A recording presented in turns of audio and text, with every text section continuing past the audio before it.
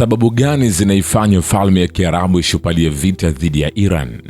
Muungano wa falme za Kiarabu au Imarat umechukua msimamo wa waziwazi wa kushupalia vita hususan dhidi ya Jamhuri ya Kiislamu ya Iran. Imarat ni nchi ndogo yenye eneo la chini ya kilomita za mraba 1084 na idadi ya watu wapatao milioni 11, athari yao wakiwa ni wageni. Nchi hiyo ndogo ya kifalme ina uchumi imara, lakini kwa upande wa kijeshi na kiusalama ni taifa tegemezi linaloyategemea madola ya kigeni hususan Marekani.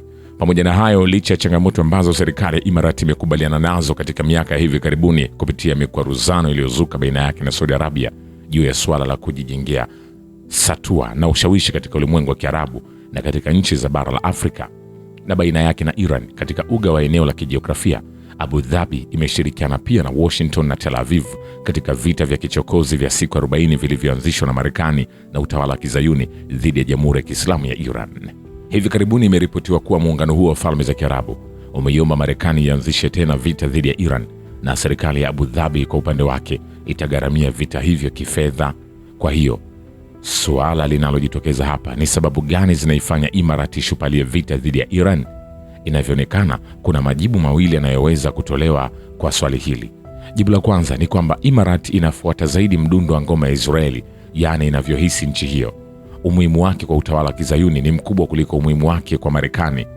Inavyoamini Abu Dhabi ni kwamba ikiwa itafuata mdundo wa ngoma inayopigwa na utawala wa Kizayuni, itaunga mkono na utawala huo gasibu, ambapo mbali na kunufaika na uwezo wa aina mbalimbali ilionao Israeli hususan katika uga wa teknolojia, itapata uungaji mkono wa Tel Aviv pia kwa ajili ya kupanua satwa na ushawishi wake wa ndani na nje ya eneo katika kukabiliana na vitisho vya nje. Kwa hivyo chokochoko zinazofanywa hivi sasa na Imarat za kuchochea moto wa vita dhidi ya Iran zinaweza ikawa zinafanywa kwa wito wa utawala bandia wa Israeli, au yakawa ni matokeo ya mtazamo ilionao Abu Dhabi kuhusiana na Tel Aviv.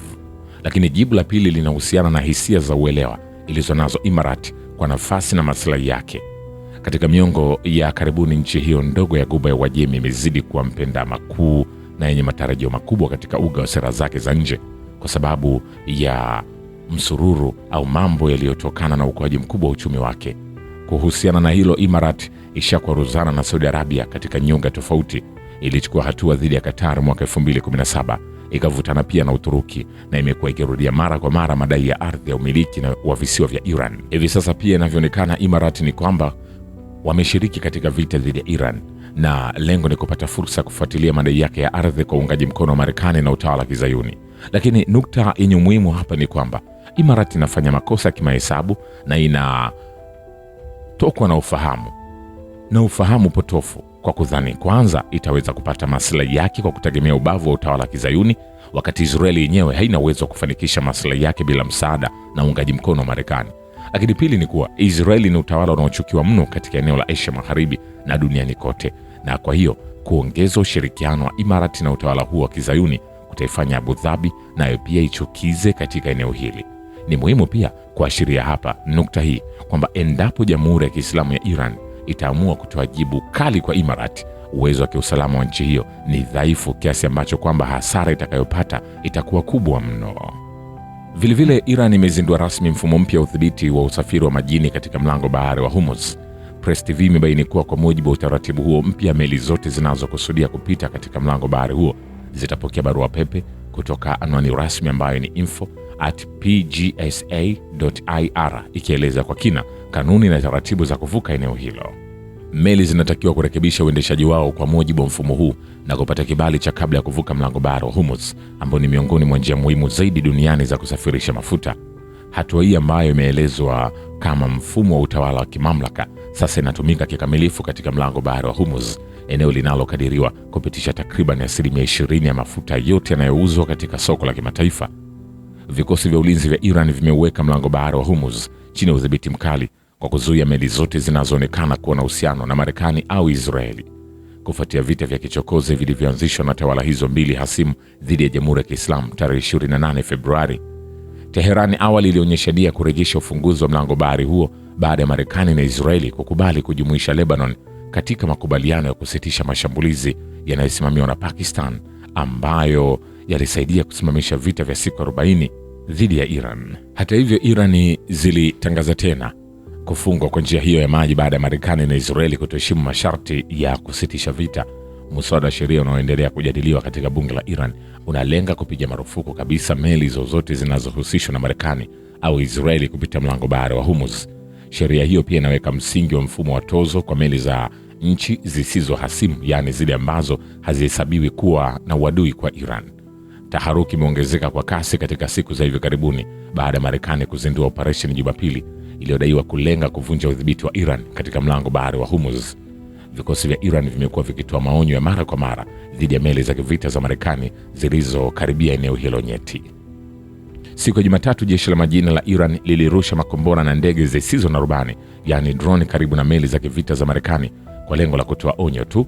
Onyo hilo la kivitendo limetolewa baada ya manuari hizo za Marekani kupuuzilia mbali miito ya mara kadhaa ya kuacha kukaribia mlango bahari wa Hormuz. Maafisa wa Iran wamesisitiza kuwa wataendeleza usimamizi kamili juu ya njia hiyo nyeti ya baharini, wakionya kwamba jaribio lolote la kukabiliana na usimamizi huo wa kisheria litajibiwa kwa nguvu. Vilevile, Rais wa Jamhuri ya Kiislamu ya Iran amesisitiza kuwa Iran inasimamia nguvu inayojali maadili na uwajibikaji, huku akiwatuhumu maadui zake kwa kuwakilisha nguvu zisizo na uwajibikaji. Akizungumza kupitia mtandao wa kijamii wa X, Masoud Pezeshkian amesema iwapo siasa zitashushwa hadhi na kuwa nguvu tupu, basi matokeo yake ni ulimwengu tunaoshuhudia sasa uliojawa na machafuko, dhuluma, ukosefu wa haki na uharamia. Rais Pezeshkian ameongeza kuwa katika utamaduni wa taifa la Iran na mfumo wetu wa maarifa ya kidini, nguvu bila maadili haina maana. Amesema kwa mara nyingine kuwa Iran inasimamia nguvu ya maadili na uwajibikaji, na maadui zake wanawakilisha nguvu zisizo na uwajibikaji na zinazokosa majibu. Vilevile, balozi wa Iran katika Umoja wa Mataifa amejibu azimio la kikao cha Jumuiya ya Nchi za Kiarabu, Arab League, dhidi ya Iran kilichofanyika mjini Cairo, akisema kuwa akiingia kifua uvamizi hakuwezi kubadili ukweli wa kisheria.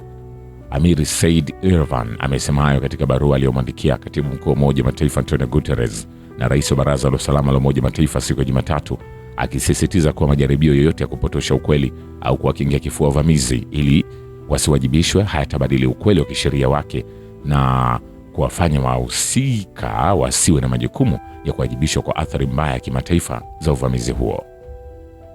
Irvan amesisitiza kuwa Jamhuri ya Kiislamu ya Iran inapinga kata azimio hilo pamoja na tuhuma za uongo za kupotosha na za kisiasa zilizomo. Amesema kuwa azimio hilo linapuuza ukweli usiopingika kwamba Marekani na utawala ghasibu wa Israeli kwa kukiuka vibaya sheria za kimataifa na mkataba wa Umoja wa Mataifa zimefanya vitendo vya uvamizi na mashambulizi ya silaha yasiyo halali na uchochezi dhidi ya mamlaka ya kujitawala na ardhi ya Jamhuri ya Kiislamu ya Iran. Badala yake, azimio hilo linajaribu kupotosha historia na ukweli wa mambo pamoja na mfumo wa kisheria unaotumika kwa kuishutumu Iran, wakati Iran ndiyo mwathirika wa vita hivi vya kivamizi visivyo halali, amesema Irvan. Hayo yakiendelea, Spika wa Majlis ya Ushauri ya Kiislamu, yani bunge la Iran, Mohammad Bagher Kalibaf, ameonya kwamba hali inayoendelea katika mlango bahari wa Hormuz imekuwa isiyovumilika kwa Marekani, huku akisisitiza kuwa Teherani bado haijaanza hata hatua zake halisi. Katika chapisho lililoweka kwenye X siku ya Jumanne, Kalibaf alisema kuwa mlingano mpya unaoundwa katika njia hiyo muhimu ya kimkakati.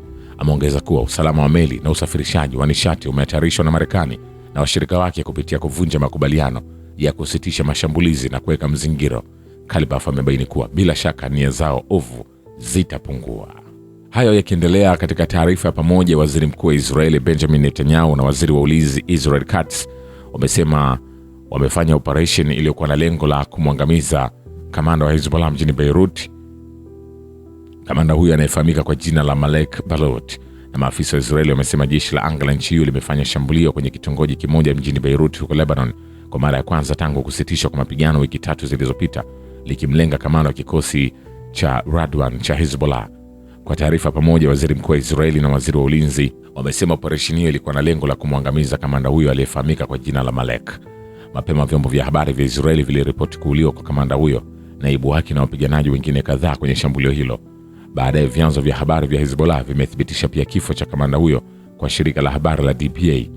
Kulingana na maafisa wa Israeli, Marekani iliarifiwa kabla ya kufanyika shambulio hilo na kuidhinisha operesheni hiyo. Shukrani kwa Baba ya Kivita na Historia ya Dunia. Mimi ni Richard Shio, The Rich Voice. Ni follow Instagram na TikTok kama Rich Voice Official. Asante.